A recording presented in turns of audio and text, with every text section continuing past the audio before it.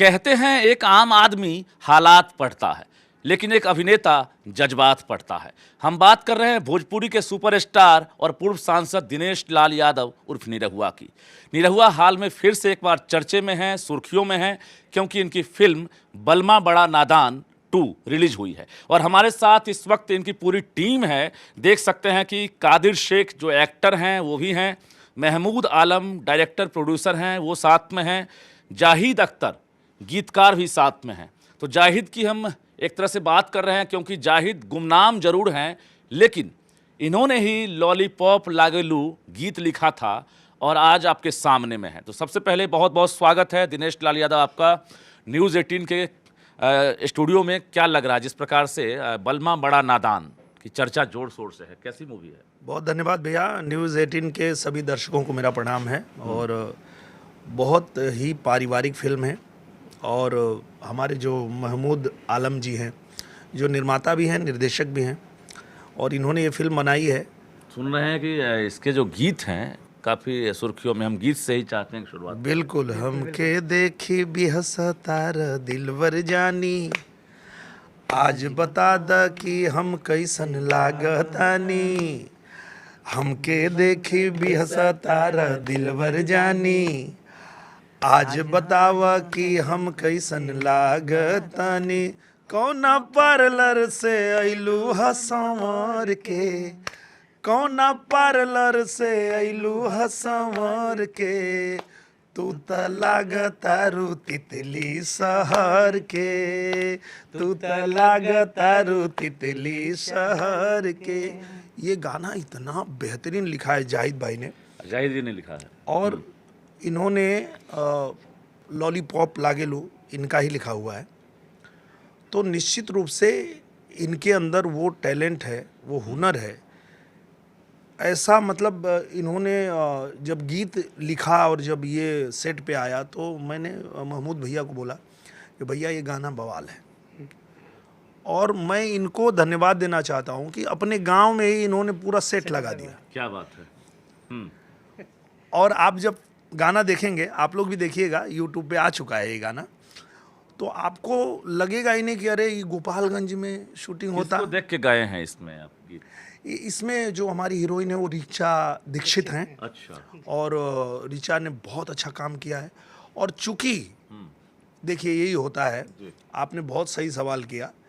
लोग पूछते हैं कि भैया तुम्हारे में हीरोइन क्या है, तो ये डिसाइड करना डायरेक्टर का काम होता है। बिल्कुल बिल्कुल। और डायरेक्टर ने कहा कि भाई हमार फिल्म ऐसन बा जो ना में लड़का के उम्र 40 साल बा, लड़की के 16 साल, लड़की के 16 साल बा। अपने से आधे मैं उम्र बता से भी सकता कम। हूं, इसमें मैं 2 शब्द उसका बोलना कारण एक है, अभी भैया बताएंगे पूरा, क्योंकि वो पहले इनसे प्यार करती है। ठीक है। चाहूंगा। वो भी फेसबुक के थ्रू। अच्छा।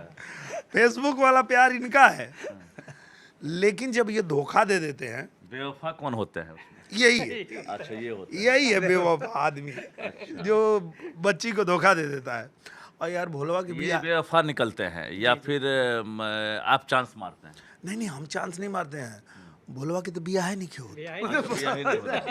वही तो कहानी है हमारी। बोलवा आप ही। हम भोलवा है, भोलवा का बिया है नहीं क्यों। अच्छा। और हमारे डायरेक्टर साहब कुछ बोलना चाह रहे थे, प्लीज आप बताइए। हाँ, नहीं बिल्कुल। महमूद आलम हैं, डायरेक्टर प्रोड्यूसर हैं इस फिल्म के बलमा बड़ा नादान 2 के। क्या लग रहा है दिनेश लाल यादव जी को आपने क्यों चुना? मैं वहाँ से शुरू करूंगा जहाँ से हुई थी अच्छा, कि जहाँ से, हाँ, वहीं शुरू हर बार जब लोग टेक लगा रहा है ना कि अमरपाली जी आती हैं, तो उसका काम डायरेक्टर का है। जो कोई कहानी बनती है तो उसमें कैरेक्टर निकल के आता है। तो मेरी कहानी थी कि 50 साल का दूल्हा है और 16 साल के दूल्हे, 40 साल का, सॉरी भैया, नहीं वो मेरे मुंह से निकल गया। नहीं वो मेरा कैरेक्टर है। एक्चुअल में भोलवा यही है। वो जो मैंने फिल्म में किरदार निभाया है ना, वो भोला यही है। यही है। और मैंने इनको ही उतारा है कि न बोलने से पहले सोचता है कि मतलब एक 40 साल के आदमी को 50 साल बना देगा, ये भोला है। अभी अभी तुरंत ऐसा हुआ। अभी अब हुआ सामने ना। कैरेक्टर था ये दिनेश। और मैंने इनको ही मैंने जिया है पर्दे पे। लेकिन दिनेश जी ऐसा है कि ये अपनी जगह सही है, क्योंकि अक्सर कहा जा रहा है कि आम्रपाली और निरहुआ इनकी जोड़ी जो है हिट रही है। और खासकर लगभग 30 से ज़्यादा ऐसी फिल्में हैं जिसमें साथ में आप दोनों ने काम किया है 35 फिल्म। और सभी की सभी हिट रही है। तो ऐसे में तो लोग ढूंढेंगे, आम्रपाली की कमी तो लग रही होगी। देखिए क्या होता है कि वो सर ने बताया, ये काम डायरेक्टर का होता है कि उन्होंने जो कहानी रचा है, वो जब कहानी रचते हैं ना, उनको दिखने लगता है कि ये भोलवा कौन रहेगा, तो भोलवा तो निरहुआ से बढ़िया क्यों ना करी। अब इनको समझ में आया तो निरहुआ को खोजे, 2 साल तक इंतजार किए। वैसे ही जब उनको अगर लगता है कि ये किरदार आम्रपाली के लिए है, तो उनको आप असहज तो महसूस नहीं करते हैं? कभी नहीं, मतलब कोई भी एक्ट्रेस मिल जाएगी तो आप मूवी कर लेंगे? 100%। इसको थोड़ा कंटिन्यू हाँ, चलिए चलिए डायरेक्टर साहब ये बताइए। कि मेरी मार्केटिंग टीम है जो फिल्म अलाउड करती है, पूरी टीम होती है। तो उन्होंने कहा कि आप मतलब ऋचा को क्यों ले रहे हैं। हम कहीं हमारी कहानी की डिमांडें है, तो हम डिमांड के हिसाब, वो मेरी डिमांड है। अगर कोई दूसरा डायरेक्टर आता है, कहता है कि नहीं हमको आम्रपाली को रखना, उसमें किसी का, देखिए दिनेश जी में ये है कि कास्टिंग मामले में जो परफेक्ट है उसमें कोई इनका हस्तक्षेप नहीं होता है। आप जिसको रखना है रख लो। अब कंटिन्यू, अब जो प्रोड्यूसर आ रहा है करे नहीं हमको आम्रपाली चाहिए, तो उसमें इनका दोस्त थोड़ी है। ये तो एक दर्शक का डिमांड है, दिनेश जी का डिमांड नहीं है। दर्शक, और जो मैंने कहा ना, जो डायरेक्टर कॉन्सेप्ट बनाता है, वो कास्टिंग की आज़ादी पूरी उसकी रहती है। उसमें क्या होता है ना, मार्केटिंग वाले इन्वॉल्व होते हैं। मेरे साथ भी प्रेशर था कि आप इनको नहीं, इनको रखिए। मैंने कहा कि देखो मेरी कहानी में जो फिट बैठ रहा है, लग रहा है कि कम बजट वाली मूवी है या फिर बजट लगाया है और आमदनी 98 खर्चा रुपया, ऐसा नहीं ना है, आमदनी रुपया और खर्च 98। आप पिक्चर पहले देखिए, उसके बाद उसका डिसाइड कीजिए कि आप बताइए कितना ना, लगा। प्रोड्यूसर भी है। मैंने कहा ना, अब तक की सबसे बड़ी बजट मैंने पिक्चर की बनाई है, 27-28 दिन मैंने शूट किया। मैंने ऐसा करें कितना बजट का? बिल्कुल, दिनेश जी ने शुरुआत किया कि 14-15 दिन की फिल्म है और कहाँ 27 दिन की फिल्म है। तो आप एक बार ट्रेलर देखेंगे तब लोग उसको करेंगे जज कि भाई कितना बड़ा है। अच्छा ये लगा कि आपने इसमें बिहार भी चुना है शूटिंग लोकेशन, और यूपी तो है ही, तो कैसा लगा? नहीं बिल्कुल, मैंने कहा ना कि जो हम लोग फिल्म बनाते हैं तो फिर कहानी के साथ में लोकेशन निकल के आता है कि हमें कहाँ, तो जहाँ हमें लगता है कि ये लोकेशन कहाँ मिलेगा वहाँ जाते हैं। चलिए, हमारे साथ कादिर शेख भी हैं। कादिर जी एक्टर हैं आप, तो क्या लग रहा है दिनेश जी के साथ काम करके कैसा लगा? पहले ही नहीं से प्यार अच्छा, आप पर बेवफाई का इल्जाम लगा है। हाँ। एक्चुअली होता क्या है, मैं पूरा बताऊंगा ना, क्योंकि फिल्म भी आपको देखना है, आपको भी जाकर देखना है इस फिल्म को। क्योंकि फेसबुक से आजकल देखते हैं ट्रेंड चल रहा है कि फेसबुक से लड़कियों को फंसाना, और फंसा कर जो है कि उससे मोहब्बत करना, उससे इजहार करना, फिर बाद में उसे छोड़ देना। तो कुछ चीज़ें होती है उसके साथ। ये देखिए बादल जो गरज रहा है मेरा साथ दे रहा है ना, तो बैकग्राउंड म्यूजिक आ रही है। तो उनसे हमारी प्यार होती है, मैं उससे मोहब्बत करता हूँ, लेकिन कुछ माँ बाप के ये होता है हमारा, कुछ कहानी में आप देखेंगे तो पता चलेगा। फिर मैं उस लड़की से कुछ अपना ये होता है, मुझसे छूट जाता है। फिर हमारे भोला भैया, हमारे दिनेश भैया से जो उनको मजा आया, बहुत मजा आया। मतलब कितनी मूवी किए हैं?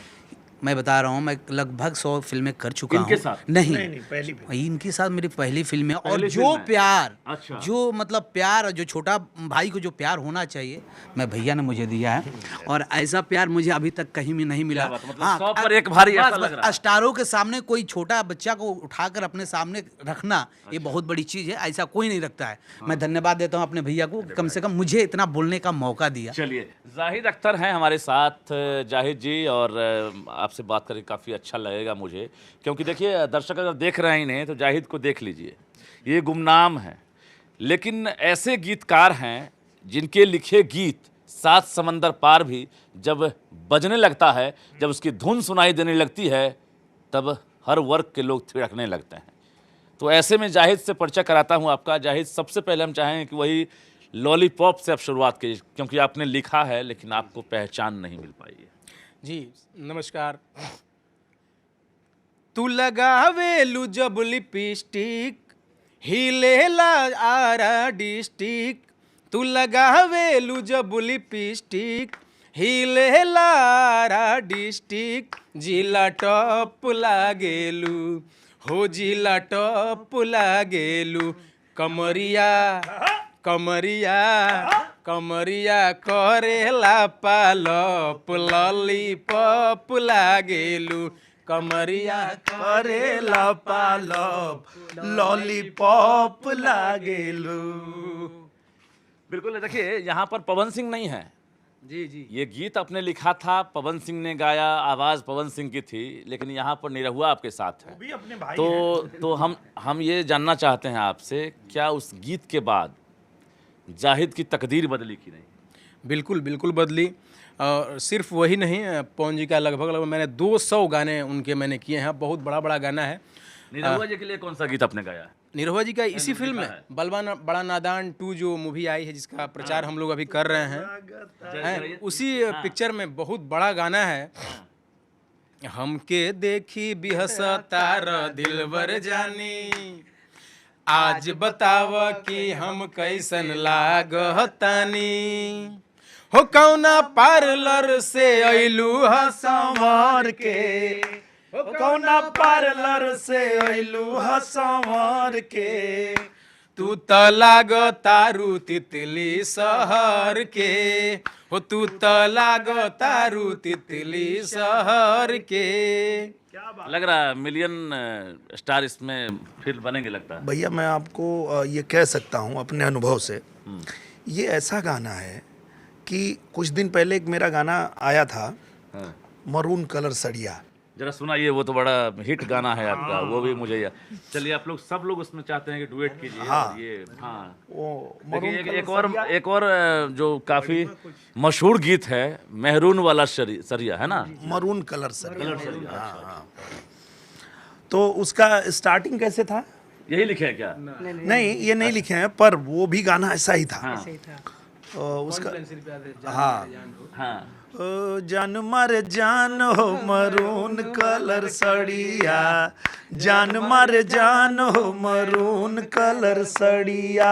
और भैया मैं आपको बताऊं, ये गाना ग्लोबली ट्रेंड किया, लोली। हाँ मतलब पूरे पृथ्वी पे ट्रेंड करने वाला ये गाना बना। रील्स का दौर है ना, लोग रील्स लगाते होंगे। और अभी तक अच्छा, जो सबसे ज्यादा रील्स बनने का रिकॉर्ड है इसी गाने का है।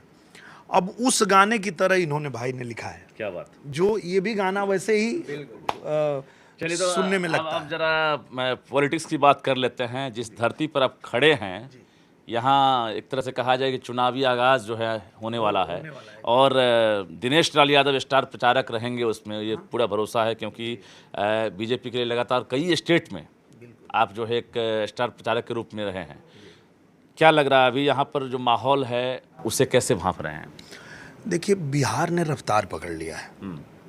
अगर मैं एक गायक, एक अभिनेता के स्टाइल में कहूँ तो मैं यही कहूँगा कि बिहार ने जो रफ्तार पकड़ा है, इस रफ्तार को रुकने नहीं देगी जनता। जनता को भी पता है, जैसे हम लोग आते थे, हम 243 में कितना, ये बताइए मुझे। मुझे लगता है कि एनडीए की ही सरकार बननी है।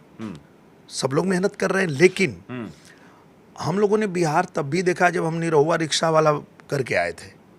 तो इसी पटना से सीतामढ़ी जाने में हमको सोचना पड़ता था कि हम जाएंगे कब आएंगे, कितना टाइम लगेगा, अरे बाप रे बाप, ये हाल था। और अब एनडीए की सरकार में बिहार ऐसा बन गया है कि हम अभी पटना में हैं, सीतामढ़ी भी जाके फिर पटना आ जाएंगे। मतलब वो परेशानी और वो गड्ढे वाली इस तरह की ये सब नहीं वो है। चीज़ें नहीं है। और इतना ही नहीं, हम मुंबई से आए हैं, पर पटना का जब चौपाटी देख रहे हैं तो हमको मुंबई की याद आ जा रही है। क्या बात है कि भाई जो मुंबई में चौपाटी है वो पटना में भी बन गई।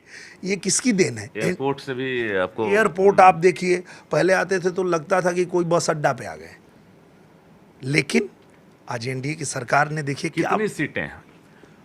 पूर्ण बहुमत। सीट बता दीजिए। निरहुआ अभी मैं दावा नहीं बताऊंगा आपके बारे में, मैं आपके आकलन को एक तरह से जगजाहिर करना चाहता हूँ। दावा नहीं करूंगा कि भाई निरहुआ ने दावा कर दिया। एक मतलब काम के आधार पर अगर बात किया जाए तो एनडीए को, डबल इंजन सरकार को आप कितनी सीटें उम्मीद कर रहे हैं कि मिलेगी? क्योंकि अगर ये कुछ कोई भी बोलेगा तो वो झूठ होगा, क्योंकि ये जनता तय करती है। ये ना हम कर सकते हैं, ना आप कर सकते हैं, कोई नहीं कर सकता, ये जनता तय करेगी। देखिए, मजे हुए जो है राजनीतिज्ञ हो गए हैं, एक्टर तो हैं ही, और हम कहते भी हैं बहुमुखी प्रतिभा के धनी हैं ये, गायकी में भी, अदाकारी में भी, और अब नेतागिरी में भी। निरहुआ जी हेलीकॉप्टर से कैंपेनिंग करेंगे, आप उसके लिए कोई गीत वगैरह बनाए हैं कि नहीं? भाई आप जाएंगे तो ये गीत सुनाकर हम वोट लेंगे। हाँ, जरा सुनाइए। फिर से जनता मांगता एनडीए सरकार, रफ्तार पकड़ ली हले बा बिहार, रफ्तार पकड़ ली हले बा बिहार। क्योंकि ये जो रफ्तार है भैया, ये एक दिन का काम नहीं है। क्या होता है कि लोग बोलते हैं, बहुत लोग हम देख रहे हैं, बहुत लोग राजनीति कर रहे हैं तो वो सवाल कर रहे हैं कि भैया गुजरात में फैक्ट्री लगाए, तुम बिहार में काहे नहीं लगाए? कैसे लगाते भैया? जब तुम्हारी सरकार थी तो तुमने यहाँ बिजली दिया नहीं, जब तुम्हारी सरकार थी तो तुमने यहाँ सड़कें बनाई नहीं, तो बिजली नहीं होगी तो फैक्ट्री कैसे चलेगी? और जब सड़कें नहीं होगी तो फैक्ट्री में बनने वाला सामान देश यहाँ तो अब राजनीति शुरू है और सवाल भी उठ रहा है, पीएम की माँ को भी गाली गलौज, वो तो मैं वही कह रहा हूँ कि मर्यादा मत छोड़िए, राजनीति करिए पर मर्यादा मत छोड़िए। ये लोग मर्यादा भूल जाते हैं। पीएम की माताजी को जो बोला वो तो बोला ही, ये लोग देश के विरोध में बात करते हैं। मतलब पीएम का विरोध करते करते ये लोग, कोई अगर हमारा विदेशी मुल्क बोल रहा है, हमारे भारत की बुराई कर रहा है, तो ये भी उसके साथ हो लेते हैं। भाई तुम भारत के खिलाफ खड़े हो जाओगे, ये कौन सी राजनीति है? तो मुझे लगता है मर्यादा रखना चाहिए। विरोध करिए, विपक्ष में है, आपका काम है कि आपको विरोध करना है, पर मर्यादा मत छोड़िए। जातिगत गणना के बाद बिहार में क्या लग रहा है कि जो लोगों की धारणा, मानसिकता है, उससे आगे जनता जाएगी, विकास के मुद्दों पर वोट करेगी, या लग रहा है कि अभी वो चीज़ें और बढ़ी है? क्योंकि अब सबको पता है कि हम इस जाति के हैं, हमारी आबादी इतनी है, वो उस जाति के हैं, उनकी आबादी उतनी है, जिसकी जितनी आबादी उसकी उतनी ही हिस्सेदारी। ये जुमला भी चल रहा है। हाँ, वो अंग्रेजों ने शुरू किया था, फूट डालो राज करो। फूट डाल के राज करने का वो अंग्रेजों ने शुरू किया था, जो ये लोग भी चाहते हैं, पर वो नहीं होगा। क्यों? क्योंकि हमारे बिहार का आदमी जब हमको मिलता है दिल्ली में, तो ये नहीं बोलता है कि हम अहीर हैं, हम ब्राह्मण हैं, हम ठाकुर हैं, वो बोलता है हम बिहारी हैं। मुंबई में मिलता है तो बोलता है हम बिहारी हैं। तो भैया तुम जब बिहार में हो ना, तो यहाँ भी बिहारी रहोगे, तब तुम्हारा तरक्की एक होगा। आपका डबल एक तरह से जवाबदेही बन जाता है आपका, क्योंकि आप जो है समाज का, कहा जाता है सिनेमा जो है वो आईना होता है, तो आप जो है एक अभिनेता के तौर पर भी एक जवाबदेही आपकी बढ़ जाती है कि हम समाज को कैसे, हम जो कुंठित मानसिकता है या जो नैरेटिव सेट है, उसको हम कैसे, उससे हम मुक्त कराएं। उससे हमको मुक्त तो होना ही पड़ेगा। अगर आप चाहते हैं कि बिहार तरक्की करे, आप अगर चाहते हैं कि बिहार आगे बढ़े, तो आपको बिहार में भी बिहारी बन के रहना होगा। अहीर, ब्राह्मण, ठाकुर, बनिया, जब ऐसे बटोगे ना, तो फिर आपका तरक्की नहीं होगा। तरक्की तब होगा, जैसे बाहर बोलते हो, जब हमको मुंबई में मिलते हैं तो बोलते हैं कि हम बिहारी हैं, जब दिल्ली में मिलते हैं, पंजाब में मिलते हैं तो बोलते हैं बिहारी हैं। तो ये बिहार में भी बिहारी बन के रहोगे, तब तुम्हारा तरक्की होगा। क्या बात है, देखिए कितना बड़ा संदेश इन्होंने दिया है दिनेश लाल यादव ने, कि अगर बिहार से बाहर लोग जाते हैं, मुंबई में या कहीं और, वहाँ पर अपने आप का एक तरह से सर उठाकर कहते हैं, परिचय देते हैं कि हम बिहारी हैं। लेकिन बिहार में रहकर अगर बटेंगे तो निश्चित रूप से सवाल भी उठेगा, सवाल उठ रहा है कि भाई बिहार में ही जो है, अभी देख रहे हैं कि कहीं मंदिर टूट जाता है, कहीं पर जो है दंगा फसाद की कोशिश होती है। कल भी पूर्णिया में देखा गया, उस पर क्या कहेंगे पूजा पाठ के दौरान? जो नहीं, मैं ये मानता हूँ कि सबकी भावना का आदर होना चाहिए। आप किसी धर्म से हैं, किसी जाति से, वो आपका निजी मामला है और उसका हम सम्मान करते हैं कि वो आपका निजी मामला है। हम किसे मानते हैं वो हमारा मामला है। तो किसी के लिए हमारे मन में नफरत नहीं है। हम आपका सम्मान करते हैं, आप भी हमारा सम्मान करिए। हम सिर्फ इतना चाहते हैं। हमारा धर्म हमको यही सिखाता है, हमारे धर्म ने हमको यही सिखाया है कि सभी लोगों का आदर करो। मजहब नहीं सिखाता आपस में बैर रहे। हाँ, हम तो ये कहते हैं कि काबे में तेरा जलवा, काशी में नजारा है, ये भी हमें प्यारा है, वो भी हमें प्यारा है। जो लोग नफरत फैलाते हैं, उनको ये बात समझनी चाहिए कि हम हिंदू हैं, पर हम ऐसा थोड़े बोलते हैं कि हमारा डायरेक्टर हिंदू ही रहेगा तो काम करेगी। ये है ना महमूद आलम जी, ये मुसलमान है, इनसे कोई नफरत है मुझे? यहाँ पर भी एक चीज हम कहना चाहेंगे, कादिर भाई हैं, ये पूछिए कि इनसे कोई नफरत है हमें? लेकिन यहाँ पर भी लोग कहेंगे कि माई समीकरण यहाँ पर भी जो है, बीजेपी के नेता जो है, माई समीकरण यहाँ पर जो है। नहीं, अगर आप कहीं भी राजनीति घुसाएंगे तो वो तो अलग बात है, पर हमारे बीच में कोई राजनीति नहीं है। देखने का हम नजरिया होना सिनेमा में कभी हम ये देखते हैं कि ये आदमी अगर लॉलीपॉप लागेलू गाना लिखते हैं मतलब इनका टैलेंट है, तो हम टैलेंट देखते हैं, हम जाति नहीं देखते। क्या बात है, बहुत अच्छी बात है। और दिनेश जी, अब जरा सवाल फिर से हम मूवी की तरफ चलते हैं। कौन सी एक्ट्रेस कहा जाए तो आपके जीवन में जो है सबसे ज़्यादा लक्की रही? आम्रपाली आम्रपाली, हाँ। मानते हैं सबसे ज़्यादा भाग्यशाली रही? मेरी सबसे लकी हीरोइन है, क्योंकि 2012-13 में लगभग सिनेमा जो है वो ख़त्म हो रहा था, चल ही नहीं रहा था। 2014 में आम्रपाली जी आई, फिल्म का नाम था निरहुआ हिंदुस्तानी।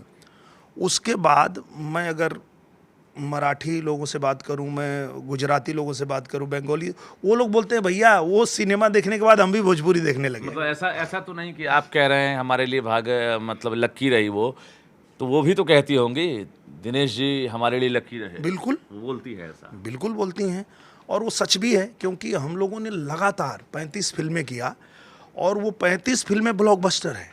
बाकी और कोई इसके पहले पाखी जी थी, उनके साथ भी 25 फिल्में हमारी सुपरहिट थी। वो भी सुन रही होंगी। ऐसा ना कि एक की तारीफ कर रहे हैं अब दूसरी जो है नाराज हो जाएंगी, नहीं, ऐसा नहीं। बिल्कुल। तीसरी कौन है? और रैंकिंग कर दीजिए ना। तीसरा अभी आना बाकी है। इतने फिल्मी कैरियर में, 20 साल के कैरियर में अब तक सर्वाधिक हिट मूवी करने वाली हीरोइन आपकी आम्रपाली रही, और सबसे जो फेवरेट हीरोइन रही वो आम्रपाली रही, सबसे भाग्यशाली जो है वो आम्रपाली रही। अब जरा उसके बाद भी तो बता दीजिए सबसे अधिक राजस्व देने वाली हीरोइन कौन रही? और सबसे ज्यादा पैसा भी उनके आने के बाद ही मिलना आम्रपाली ही है रही। जी, क्योंकि सबसे आम्रपाली ज्यादा मोहब्बत लुटाने वाली कौन रही? आम्रपाली जी ही रही। अच्छा। सबसे ज्यादा नफरत फैलाने वाली कौन रही? नहीं, कोई नहीं। हमारे यही अच्छा है कि हमारे सिनेमा में हम लोग मोहब्बत की बात करते हैं, हम नफरत की बात नहीं। होता है ना कि भाई आप एक हीरोइन को प्रमोट कर रहे हैं, वो आपको प्रमोट कर रही है और आप उनको प्रमोट कर रहे हैं, तो बाकी हीरोइन कहाँ जाए? इतने बड़े स्टार पर किसी एक का कब्जा हो जाए तो ऐसा लगता है कि पूरे इंडस्ट्री में जो है भूचाल टाइप का मचा। नहीं, क्योंकि हमने कभी ऐसा किया ही नहीं। हमने अक्षरा जी के साथ भी काम किया, हमने रिंकू जी के भी साथ कितने साल हो गए अक्षरा के साथ काम किए हुए? अभी फिल्म आई है, अभी जस्ट आई है। कोई गिला शिकवा? कोई नहीं, अभी आई है, और एक आने वाली है अभी, 7 फेरे अभी आने वाली है। डायरेक्टर की ही डिमांड होती है, वो भी डायरेक्टर तय करते हैं। किसी और हीरोइन के साथ आप जब काम करते हैं तो आम्रपाली जी से आपको फिर परमिशन लेना पड़ता होगा? नहीं, नहीं बिल्कुल, क्या बात। क्योंकि क्या होता है, देखिए, वो सब नहीं है, क्योंकि वो अपने फिल्म में व्यस्त हैं। अच्छा। उनके पास टाइम नहीं है। तो आप भी परमिशन नहीं देते हैं? ऐसा नहीं है? नहीं, बिल्कुल नहीं। अच्छा। सब लोग स्वतंत्र है। हाँ, क्योंकि आपके पास कोई फिल्म आई, अब आपको लेके कोई अगर हीरोइन ओरिएंटेड फिल्म बना रहा है और उसमें 2 लाख का हीरो चाहिए, तो उसमें तो निरहुआ नहीं आ पाएगा। जी बिल्कुल एकदम वैसे। हमारे न्यूज़ 18 बिहार झारखंड के संपादक हैं ब्रजमोहन सिंह, उनसे भी एक बार हम चाहेंगे मुखातिब करा दें आपको, और ये भी आपसे कुछ सवाल जरा पूछें, क्योंकि पॉलिटिकल जो माहौल है, क्या सर क्या लग रहा है जिस प्रकार से हम पूछते हैं किस तरह का बिहार देखना चाहते हैं हम लोग? एक हमारी जो पीढ़ी थी वो 40 कोई 50 साल के हो गए, है ना? तो हम लोग किस तरह का बिहार चाहिए अभी फ्यूचर के लिए, यंग जनरेशन के लिए? हमारे यंग जनरेशन के लिए जो बिहार चाहिए, वो जो मोदी जी का विज़न है। पहले क्या था कि यहाँ पे न बिजली थी न सड़कें थी। अब जो है एनडीए सरकार में बिजली भी आ गई, हाईवे बन रहा है, एक्सप्रेसवे बन रहा है, तो अब यहाँ फैक्ट्री भी लगेगी। अब यहाँ के बच्चों को बाहर नहीं जाना पड़ेगा, क्योंकि बिना बिजली के और बिना एक्सप्रेसवे के, बिना हाईवे के, बिना ट्रांसपोर्ट के साधन के फैक्ट्री तो नहीं लग सकती थी। पर अब ये सारी चीज़ें एनडीए सरकार ने किया है, तो हमको लगता है कि हमको ऐसा ही बिहार चाहिए कि बिहार में रोजगार मिले, ऐसा बिहार चाहिए। आपको लगता है कि लोगों की दिलचस्पी जो बिहार के बाहर रह रहे हैं, उनकी दिलचस्पी बिहार के प्रति बढ़ी है, वो देखना चाहते हैं कि बिहार के वाकई बदला है?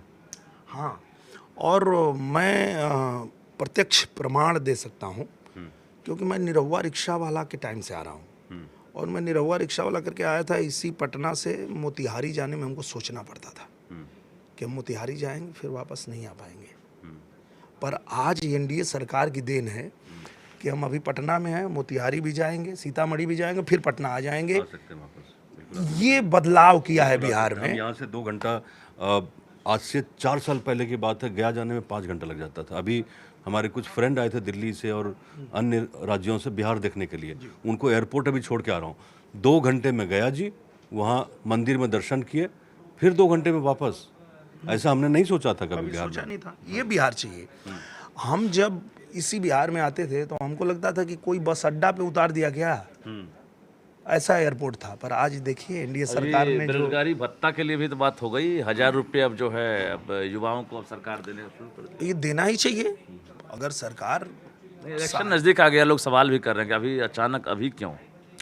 देखिए जब भी जो भी मांगे होती है, और मांगे तभी उठती है जब चुनाव आता है। आप देखिए आपके सड़कों पे लोग प्रदर्शन कर रहे हैं, धरना पे बैठे, क्यों? उनको भी पता है कि जब लोहा गर्म है तभी हथौड़ा मारना है। नहीं, शायद इसलिए कि लोगों की जो मेमोरी है ना डेमोक्रेसी में, लोगों की मेमोरी बड़ी शॉर्ट होती है। और ये नेता भी जानते हैं, पब्लिक को तो और चाहिए, मोर मोर मोर मोर, जितना आप देते जाइए। हाँ, मतलब ये दिल मांगे मोर टाइप का, मतलब चाहिए पब्लिक को, तो चाहिए। इच्छाओं का कोई अंत नहीं है, पब्लिक की आकांक्षाओं का कोई अंत नहीं है, वो तो चाहिए ही चाहिए। लेकिन ये है कि बिहार एक अच्छे पोजीशन में दिख रहा है। आप अगर यहाँ से बेतिया अभी होके आए कि नहीं, ये जाना है? मुझे जाना है और जाना मैं है। अभी पटना में हूँ। हाँ। और मुझे पता है कि मैं सीतामढ़ी, बेतिया जाके आ सकता हूँ। बेतिया से डेफिनेटली आप आ सकते हैं। 3 घंटे 3.25 घंटे का समय लगता है। हम गए 15 दिन पहले, एक किसी के बर्थडे में गए थे, तो वहाँ से गए और वहाँ से आगे, फिर शाम को आगे वापस आ गए। तो सड़कें तो बदली हैं। पहले हमको सोचना पड़ता था, सड़कें बदली हैं। पहले हमको सोचना पड़ता था कि भैया हम जाएंगे तो वापस आ पाएंगे नहीं। तो आप लोग एज ए कलाकार लोगों को बिहार लाने के लिए क्या कर रहे हैं, हम ये जानना चाहते हैं। आप लोग समाज को दिशा देने वाले लोग हैं, प्रभावित करते हैं लोगों को। दूसरे राज्यों में भी आपकी अच्छी पहुंच है, लोग आपको पहचानते हैं। बाहर के लोग आके, दुनिया के लोग आके नहीं बदलेंगे बिहार के, मुझे ऐसा लगता है। मुझे लगता है कि बिहार के जो अच्छे लोग बाहर रह रहे हैं, बॉम्बे में, बेंगलोर में, कहीं और कुछ कर रहे हैं। अभी अमेरिका की खबर हम देख रहे थे, जो H1 वीज़ा वाला, तो लोगों के लिए अपॉर्चुनिटी भी तो है ये, कि वहाँ अगर अमेरिका में जॉब कट हो रहा है, उनके पास एक्सपर्टीज है, तो यहाँ आके वो सेटअप करें। बिहार में क्या दिक्कत है? और अमेरिका में जो मखाना खाता है लोग, सुपर फूड है ना वो यहीं तो है, हमारे बिहार में ही, बिहार में ही है ना वो। प्रोसेसिंग इंडस्ट्री भी है यहीं पे है। तो भैया वहाँ नहीं मिला तो यहाँ फैक्ट्री आके लगाओ। क्योंकि आज जो है, एक समय वो भी था। जो लोग सवाल करते हैं ना, मैं उनको बताना चाहता हूँ कि आज राजनीति बहुत गरमाई हुई है। इसी बिहार में लोग राजनीति कर रहे हैं कि भैया फैक्ट्री क्यों नहीं लगाए। कैसे लगाते भैया? तुमने बिहार को ऐसा बनाया था कि बिहार में कोई अपना घर बना ले तो गुंडा पहुंच जाता था 5 लाख रुपया मांगने, और नहीं दे तो जिंदा जला देता था। नहीं, पटना में ये बताते थे कि आप इन्हीं से बालू लीजिए, इन्हीं से सीमेंट लीजिए, और इन्हीं से छड़ लीजिए। ये ज़्यादा दिन पुराना नहीं है, ये तो बहुत पुरानी बात नहीं है ये। तो अभी मतलब स्थिति तो बदली है ना, आपको क्या लगता है? ये चीज़ें बदली है और बदलेगी। क्योंकि जो प्रधानमंत्री नरेंद्र मोदी जी का विज़न है वो ये है कि जब तक कानून व्यवस्था अच्छी नहीं होगी तब तक चीज़ें नहीं बदलेगी। और जब कानून व्यवस्था अच्छी हो रही है तो यहाँ व्यापार भी आएगा। बुलडोजर चलवा रहे हैं कि नहीं बिहार में? 100% यूपी में तो लगातार बुलडोजर पर आपने एक से एक गीत भी तैयार किया है। बिल्कुल। और यहाँ भी मैं आपको बताता हूँ कि एनडीए सरकार में अगर कोई अपराधी अपराध करेगा, 1 से 2 दिन के अंदर ऊपर पहुँच जाएगा। इसमें कोई दो हाँ होगा भाई। अपराध के लिए कोई जगह नहीं है, 0 टॉलरेंस। ये प्रधानमंत्री नरेंद्र मोदी जी की नीति है कि भैया आपको कानून के दायरे में रह के और अपने प्रदेश का विकास करिए। दायरे में रहो तो फायदे में रहोगे। हाँ, कायदे में रहोगे तो फायदे में रहोगे। हाँ, कहते भी हैं, गुनाह करके कहाँ जाओगे तुम, ये जमीन और आसमान सब उसी का है। यस मतलब मोदी जी यस। एक मेरा गाना था। अच्छा। सरकार से न बढ़ के सरकार से न बढ़ के केहू बाहुबली है, चली है संभल संभल के सरकार के गली है। थोड़ा संभल के रहिए। और आप अगर हमारे बिहार की तरक्की करेंगे, बिहार को आगे बढ़ाएंगे, तो उसमें हम आपके साथ हैं। चलिए चलते चलते हम चाहें कि दुर्गा पूजा नवरात्रा की शुरुआत हो रही है और नवरात्रा पर हम चाहेंगे कि दिनेश लाल यादव साथ में हो तो एक दुर्गा पर एक गीत जरूर हो जाएगा। जरूर, अब मैंने गाया भी था, लोगों ने बहुत पसंद किया था। आइल दुआरे बानी है देवी माई, रउआ से आपन का परिचय बताई, चूमे के चाहत खाली पाँव है, निरहुआ नाम है, निरहुआ नाम है। बिल्कुल, बहुत बहुत धन्यवाद। हमारे साथ दिनेश लाल यादव उर्फ निरहुआ थे, जो बिंदास और एक तरह से कहा जाए। चलिए, तो ये टेक ऑफ करने का वक्त आ गया बिहार के। जैसे जहाज रनवे पे हम चलते हैं ना, बहुत तेज एक रफ्तार पकड़नी पड़ती है, बिहार रफ्तार में है और टेक ऑफ करने का वक्त आ गया। आपको क्या लगता है? हाँ, क्योंकि देखिए क्या है कि जो गड्ढा था वो तो भर दिया, जो सड़कें खराब थी उसको बना दिया, तो अब इस पे रफ्तार पकड़ लिया है बिहार और यहाँ से टेक ऑफ लेगा और बिहार को ऊंचाई पे जाने से अब कोई रोक नहीं पाएगा, क्योंकि एनडीए सरकार की यही नीति है कि हम बिहार को आगे बढ़ाएंगे। बिहार के जो बच्चे हैं, जो युवा हैं, उनको बिहार में ही रोजगार मिले, इसकी हम लोग जो है वो कल्पना कर रहे हैं, काम कर रहे हैं। बहुत बहुत धन्यवाद दिनेश लाल यादव निरहुआ जी। तो इन्होंने साफ कह दिया है कि अब बिहार जो है विकास के मामले में रफ्तार पकड़ चुका है, अब इसे आगे बढ़ने से कोई नहीं रोक सकता है। कैमरामैन संत के साथ रजनीश कुमार, न्यूज़ 18 पटना।